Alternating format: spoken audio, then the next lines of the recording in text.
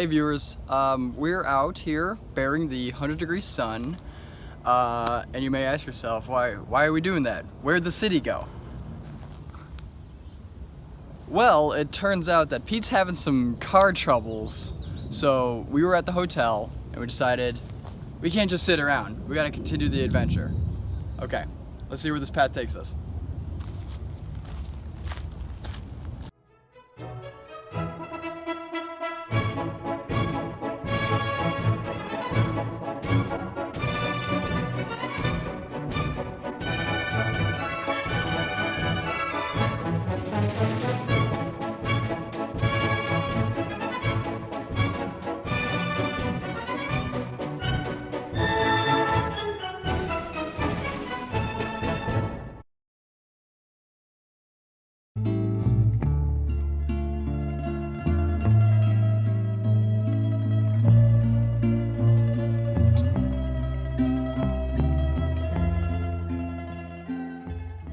Nick and I wanted to go down to the hotel lobby and have our normal breakfast.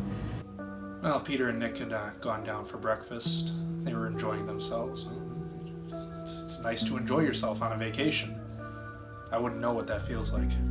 We went back to the room then, talked to Pete Kaz. Pete was visibly frustrated. He said to us, he said, I don't think we're going to be able to continue this vacation until I get my car repaired. That I would need to make immediate repairs to my vehicle. In the meantime, Nick and I sat around for a couple hours. We watched some TV, a little Parks and Rec. I mean, just whatever we could find on the hotel TV with our limited channels available. So yeah, it was a nice morning. Peter and I, we go down, get some breakfast. I don't know where Kaz was though. He, I guess he's too cool for breakfast or something. But yeah, we get some great breakfast, got some eggs, there was bacon, got a nice bagel. I looked at these bananas and I was thinking about getting one, but they were too ripe. Honestly, that was the worst part about this entire day, was the bananas. Well, I left the hotel that morning in search of a mechanic, and I got to one that I thought would be trustworthy and helpful, and it turns out they were closed. So I got on Google Maps and I went to another mechanic, and they were closed too. Finally, I found one. He was open until 5. He said, get me in right away. I said, okay. So he gave me a reasonable price. They began working on my car. I sat in this moderately air-conditioned waiting area. So I got on Google, I looked around what was in the area, and I saw a John Hines Nature Preserve, and I saw that they had a marker for an actual trail that you could walk around. I ended up meeting up with Peter and Nick. They were just finishing up a walk through some kind of nature preserve of some sort. I don't know. I wasn't there for it. We departed the hotel. We walked about, 0.6 of a mile through the heat. It was 98 degrees this entire weekend, so it was very hot, but we didn't bring any water. I had my hat, so that's good enough. Oh my god, we went, and Peter and I went on this great walk. I can't believe anyone would miss that. I mean, I saw bald eagles flying over this beautiful lake. There were fish, there were turtles, there were so many different kinds of birds. It was a little hot, but you know what? It was nice. It was a great experience.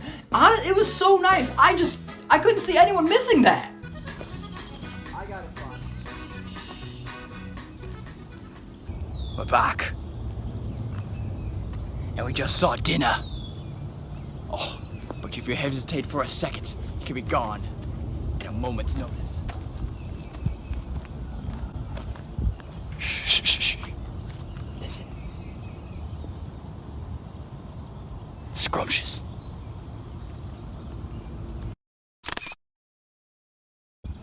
We're here in the marsh. It's full of gators. So many of them. Making me hungry. I feel like I want to eat a gator.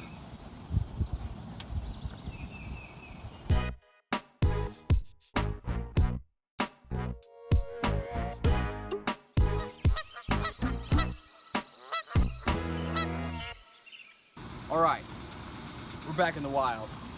And with my survival skills alone, my military background, I managed to find all these fish. But we gotta catch them before they swim away. Oh, I'm ready to eat.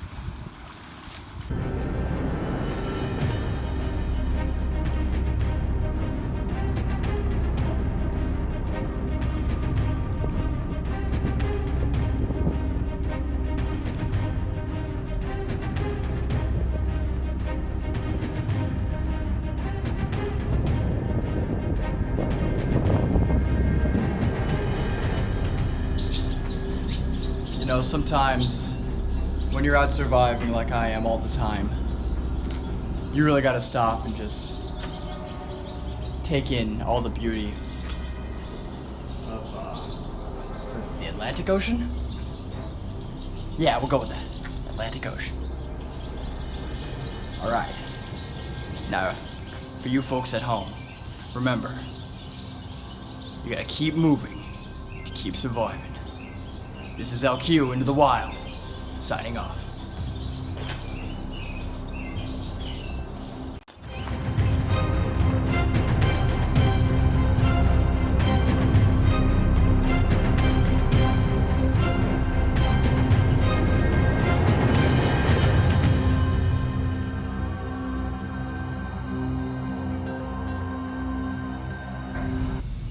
My Sounds personal crazy. conservation hero is a guy named Steve Kennett. I worked with him in Portland, Oregon when I worked. We go back to the hotel after Pete picks us up. We're planning to go out on our activities for the day. Head back down to the car, start the car up, and what sound do I hear now as soon as we start to creep out of the parking lot?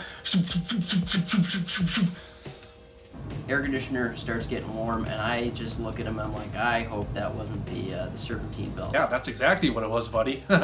Good one.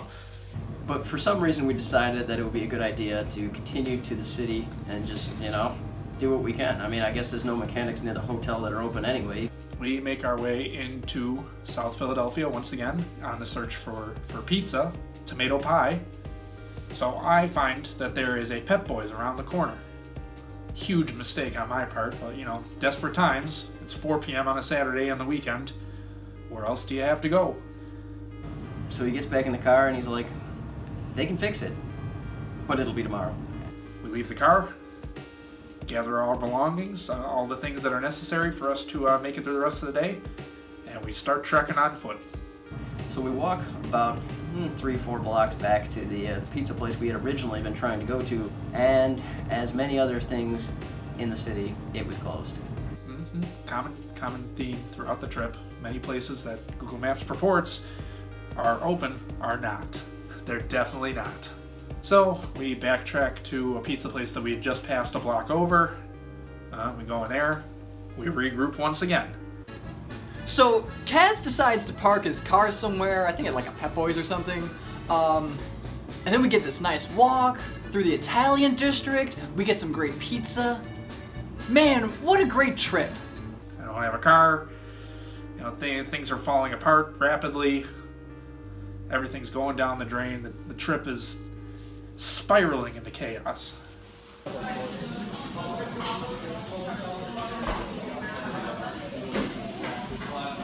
All right, audience, we're doing a, Kaz's car is still having problems, so we're doing a walk to the Rocky Steps. We were walking over an hour to get there, so we are really going to be doing the Rocky experience. All right, here we go.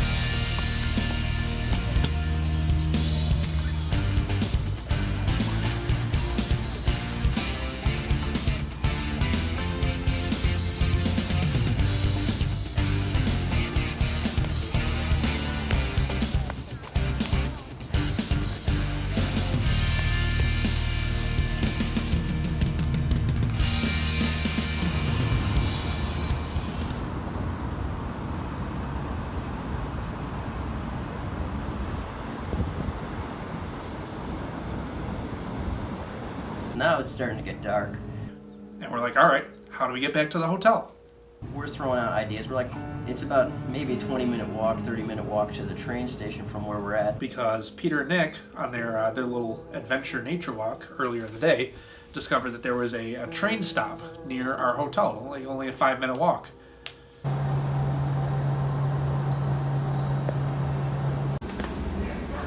Alright, I got I Spy. With my little eye. Something yellow.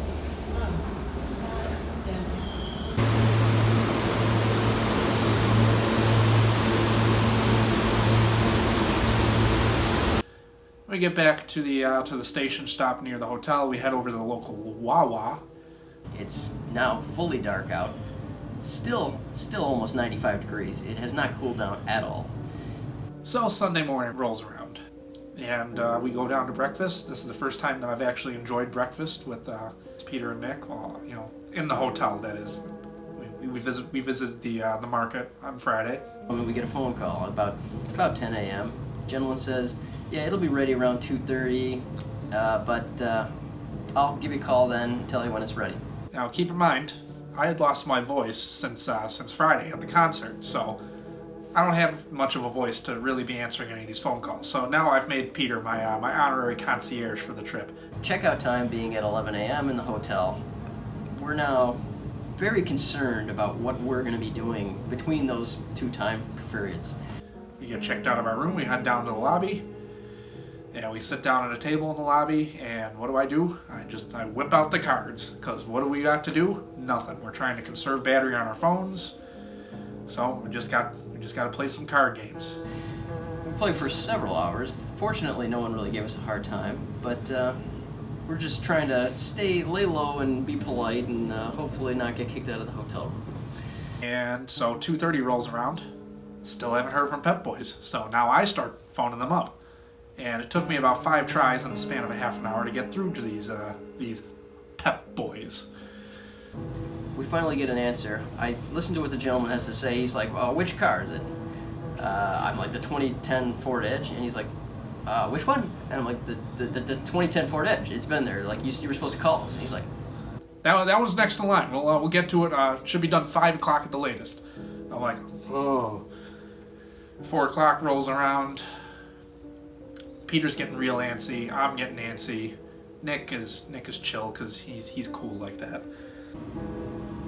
And we're like, all right, let's order a lift. By 4:15, the lift will be here. By the time that we get down to Pep Boys, the car should ideally be done and ready to get back on the road. We order it, get in the car after the gentleman helped us pack up our suitcases and all our belongings that we had to carry with us now, and we're on our way. I get a phone call. So I hand it over to Peter, and I'm kind of listening in, and it definitely doesn't sound like good news because they're talking a lot. The guy says, oh, we got the belt in, but it's the wrong belt. It's not going to fit. So there's not really much we can do until at least tomorrow.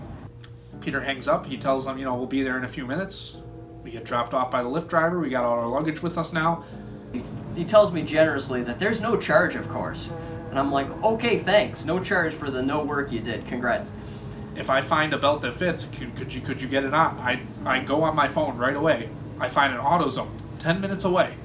Has the part. I call them up, and in my raspy voice, I'm like, do you have this part?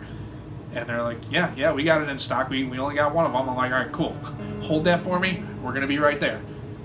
The guy is basically dismissive of it. Says, you know what, my mechanic's going home in 10 minutes, and I don't know how to do it, so nothing I can do. You're out of luck. He suggests try calling a mobile mechanic, maybe. And, so I'm like, all right, well, that's the only good idea that you've given us.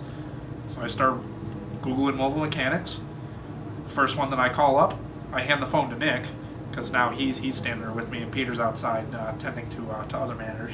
So, apparently Kaz is, having some car troubles or something. So he hands me the phone, and I start talking to this nice mechanic, He was a cool dude. In the meantime, I go outside and make a phone call just to, throw out some options in case this, goes to worst case scenario and Nick and I have to abandon Pete there with his car and go back to Buffalo without him. Call up another guy. This guy says he can do it right away. His name is Sam. He's a very nice guy. I'm like, all right, cool. Can you meet us at the AutoZone? And meanwhile, Pep Boy's dude in the background, he's giving me an address on the AutoZone. Turns out that it wasn't the right AutoZone. Guy says over the phone, yeah, I can meet you there, but it's going to be cash or Venmo. And, the three of us are just like, well... Miraculously managed to make it down to this AutoZone. And I run inside. I pay for the part. He comes over, parks next to the car. Is this the right part? He looks at it. He's like, yeah, this is the right part. I'm like, all right, cool, buddy. And we figured out that we had pretty much just enough to pay the guy. He gets to work. It starts raining, of course. What else could possibly be going on? He pops in that belt in maybe 10 minutes. Didn't take that long, and at, mind you, half the price that Pep Boys had quoted, by the way. Hug the guy. Nick hugs the guy. We're like, can't thank you enough, buddy. Get in the car, start to drive around the corner to this cheesesteak place that's supposedly open. It's not. I don't know if you caught on by now, but it's not.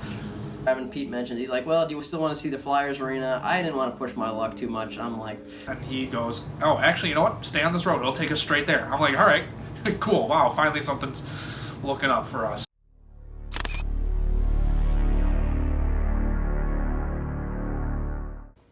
Then we carry on. We're like, well, there's one more cheesesteak place right near the arena. We try to go over there, pull in the parking lot, board it up, closed. All right, highway's dead ahead. Let's get on. And so we start mapping the route, and I find that I'm like, wait, is this a toll route? And I double check it. And I'm like, yeah, we're about to pay like $20 in tolls. Let's pump the brake on this, and we'll recalculate, as the GPS would say.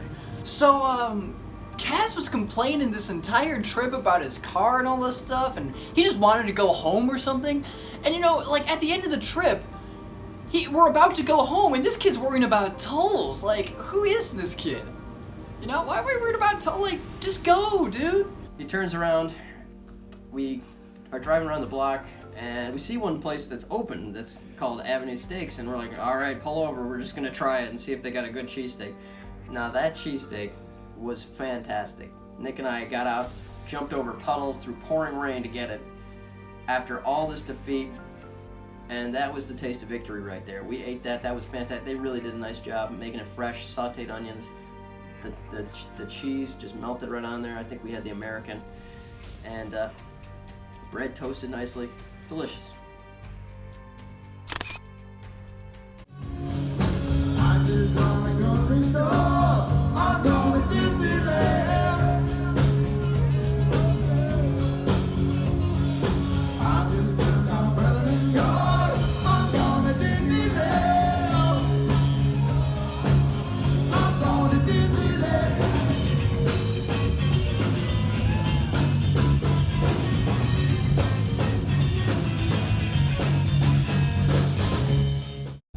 Warsnara, Mr. Vasty.